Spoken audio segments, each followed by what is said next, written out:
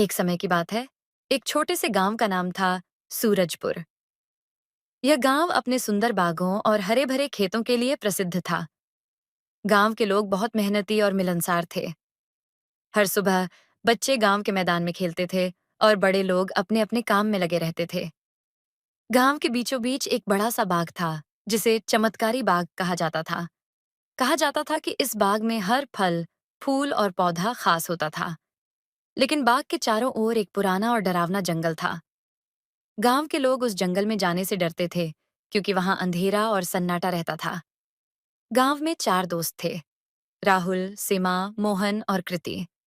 वे एक दूसरे के अच्छे मित्र थे और हमेशा नई नई चीजों की खोज में रहते थे। एक दिन उन्होंने तय किया कि वे चमत्कारी बाघ का रहस्य जानने जाएंगे। सभी बच्चे बहुत उत्साहित थे, लेकिन सीमा थोड़ी चिंतित थी। क्या अगर जंगल में कोई खतरनाक जानवर हो? सीमा ने पूछा। डरो मत, हम एक साथ हैं। हम हर खतरे का सामना करेंगे। मोहन ने हिम्मत दी। सभी ने एक दूसरे का हाथ पकड़ा और जंगल की ओर चल पड़े।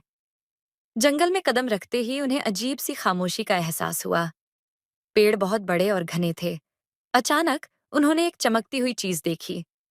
वह एक सुनहरी कुंजी थी जो जमीन पर पड़ी थी। ये कुंजी चमत्कारी बाग का रहस्य खोल सकती है, राहुल ने कहा।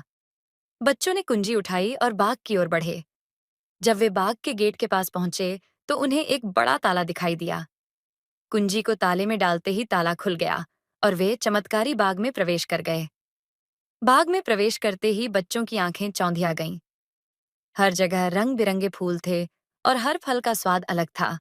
उन्होंने सबसे पहले एक आम का पेड़ देखा। जब उन्होंने आम तोड़ा और खाया, तो उन्हें ऐसा लगा जैसे वह मीठा आम नहीं, बल्कि किसी जादू का फल हो। देखो, ये फल तो हमें ताकत दे रहे हैं, कृति ने कहा। तभी उन्हें बाग के बीच में एक बड़ा सा पेड़ दिखाई दिया। पेड़ के नीचे एक बूढ़ा आदमी बैठा था, जो बहुत ही दयालु और ज्ञानवान लग रहा था। वह बाघ का रक्षक था। बूढ़े आदमी ने बच्चों को देखकर मुस्कुराते हुए कहा, स्वागत है बच्चों, मैं इस बाग का रक्षक हूँ। आप यहाँ आए हैं, ये सुनकर खुशी हुई।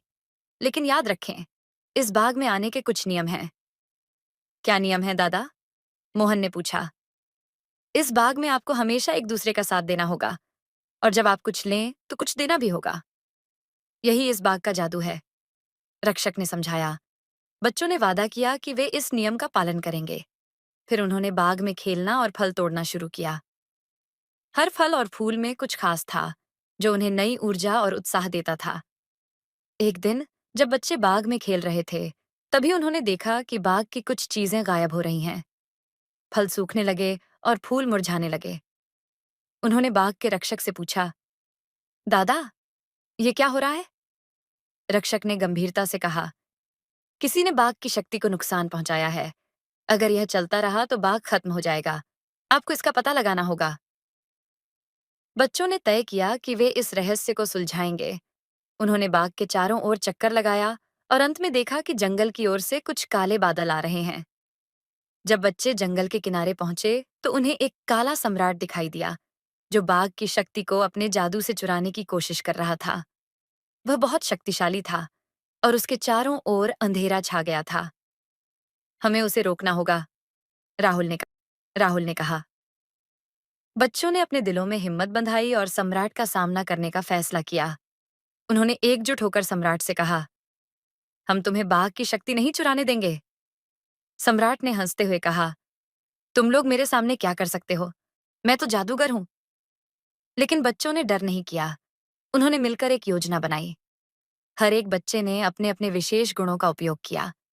सीमा ने अपनी बुद्धिमता से एक जाल बनाया, जबकि मोहन ने अपनी ताकत से जाल को सम्राट की ओर फेंका। सभी बच्चों ने मिलकर जाल को सम्राट के चारों ओर लपेट दिया।